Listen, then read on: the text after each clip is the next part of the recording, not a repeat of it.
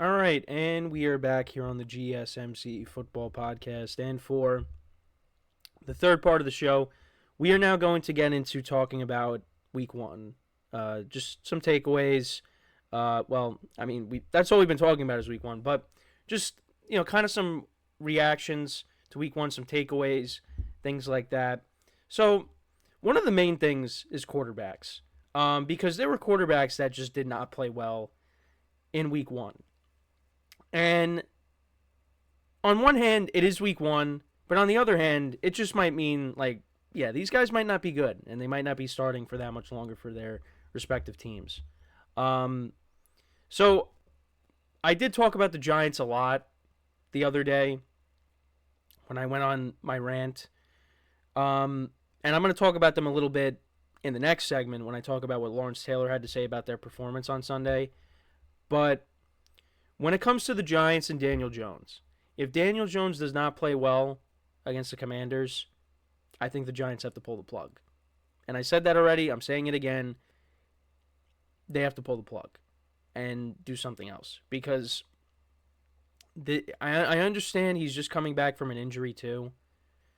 But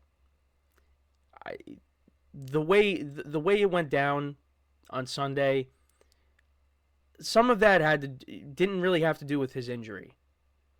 So I do think, they got to go in a different direction.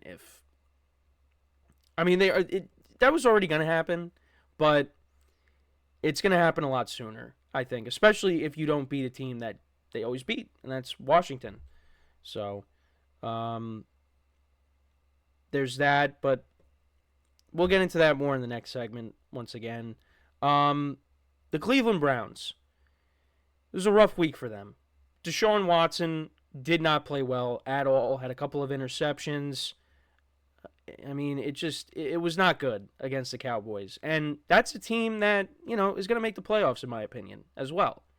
So that was, they're kind of in, the same weight class, which is something that, many people were talking about with the Giants and the Vikings, at least, from stuff I was listening to after Sunday. And the Browns just did not look like they belonged on the same field as the Cowboys. And that's another, and especially with more things that are coming out, and I'm not going to get into that, but Deshaun Watson is still making headlines now for all the wrong reasons. And it doesn't seem like anything is going to happen at the moment. He's still going to be playing quarterback. But he continues to play like that. They got to pull the plug on him too.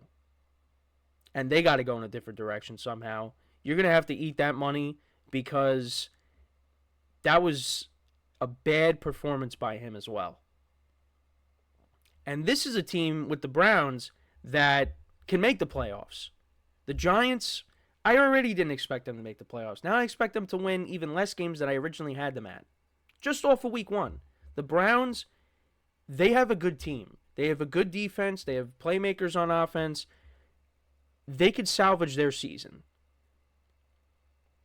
Now you say, well, they got Jameis Winston. Okay, but you know what? Right now, give me Jameis Winston over this current version of Deshaun Watson. Seriously. If Deshaun Watson's going to play like that, yeah, I'd rather have Jameis. Because you know what? Jameis could... Look, I know the turnovers are a problem. But you know what? Jameis also can keep you in a game. But he can very easily take you out of a game, too. Because look, threw for, a ton of yards. He throws for a ton of yards. He's a gunslinger. But you got to do something. And some people are already saying Joe Flacco's not walking through that door. No, he's not. No, he is not. But you know what? Joe Flacco did that over, a quarter of a season. He didn't do that over a full season. Like, how would Joe Flacco have been as the starting quarterback of the Browns at, his older age? Even though, what is he, 38, 39 years old? But that's old. But, that's old for a quarterback. How would he have done over the course of a full season as the Browns starting quarterback? It wouldn't have worked. But it was perfect because they got him towards the end of the year played well, and they made the playoffs. I don't think over the course of a full season that would have worked. But that's just me. They are going to have to make a change if Deshaun Watson continues to play like that.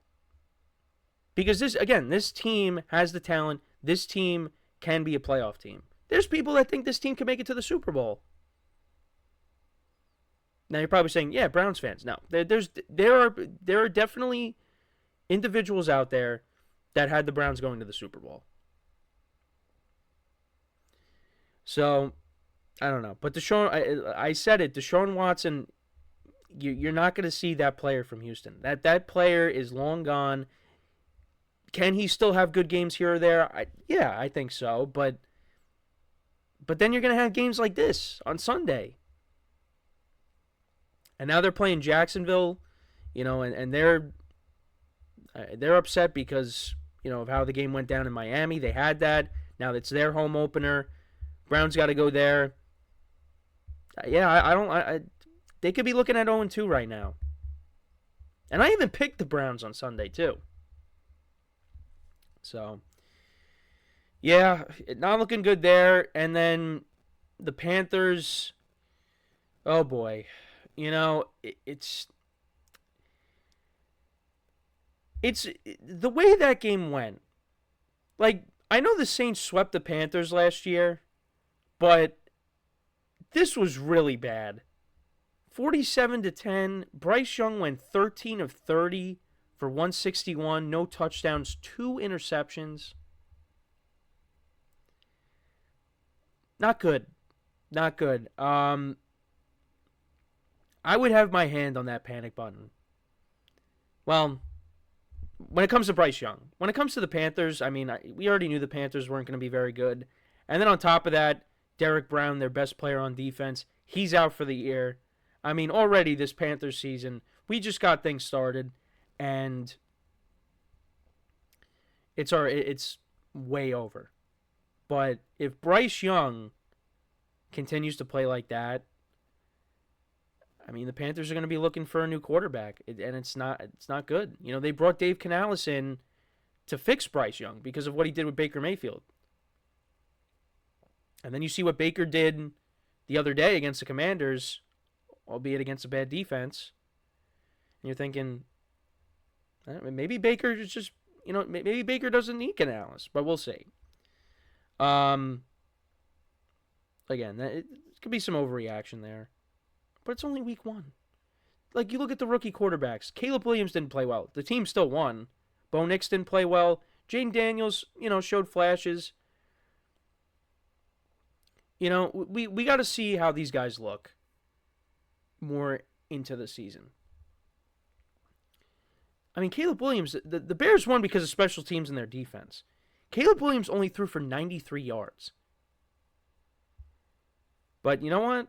As long as they're winning games, you'll be okay with it. You could work through it. So, but I wanted to talk about the Bengals as well, just as a team. Because they lost 16-10. Now they're playing against the Chiefs. They're likely going to start 0-2. Don't hit the panic button on them yet.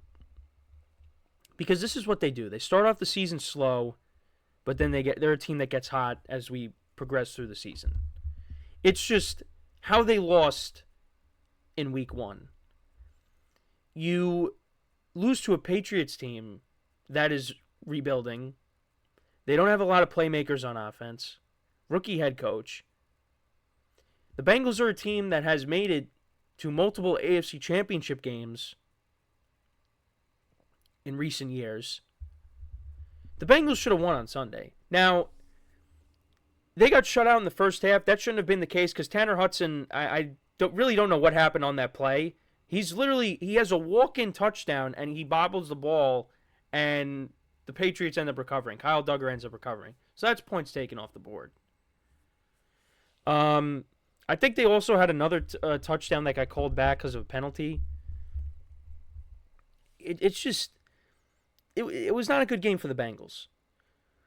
And I do think they are going to play a better game on Sunday against the Chiefs, although I don't think T. Higgins is playing again. I just don't get it. How did he get hurt already? I know that it happens, but it just, how is he injured already? I don't know. Joe Mixon, Jamar Chase. I don't know why I got them confused, but Jamar Chase is not on the injury report, so and hopefully he's more involved in the offense because he only had 6 receptions for 62 yards. You got to get Jamar Chase the ball more.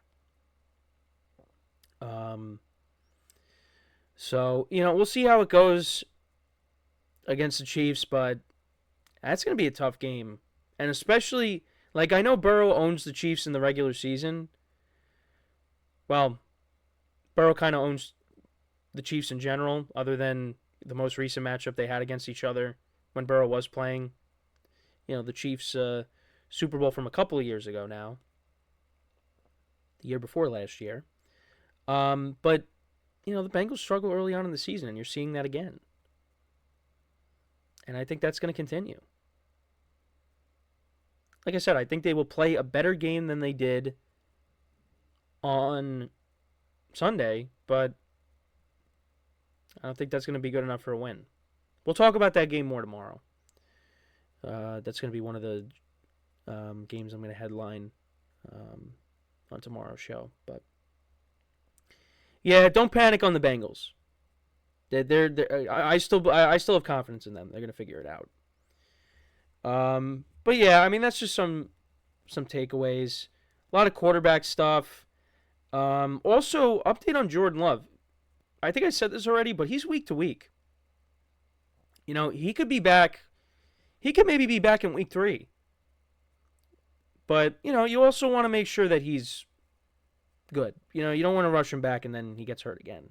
Because then that would be really bad. But, we'll keep an eye on that. But yeah, those are some of my takeaways. Let me know what you guys think, though. What were some of your reactions from week 1? Again, we're putting a bow on week 1. Let's move on to week 2. I mean, we kind of already have done that with some of the topics covering the game tonight, but that was just what I wanted to get into in this segment here. So when we come back from our next break, we will get into talking about Lawrence Taylor and what he said to Carl Banks at halftime. During this before the ceremony that the Giants had for their top 100 players. So we'll get into that when we return from our next break. So with that being said, stick around and we'll be right back here on the GSMC Football Podcast.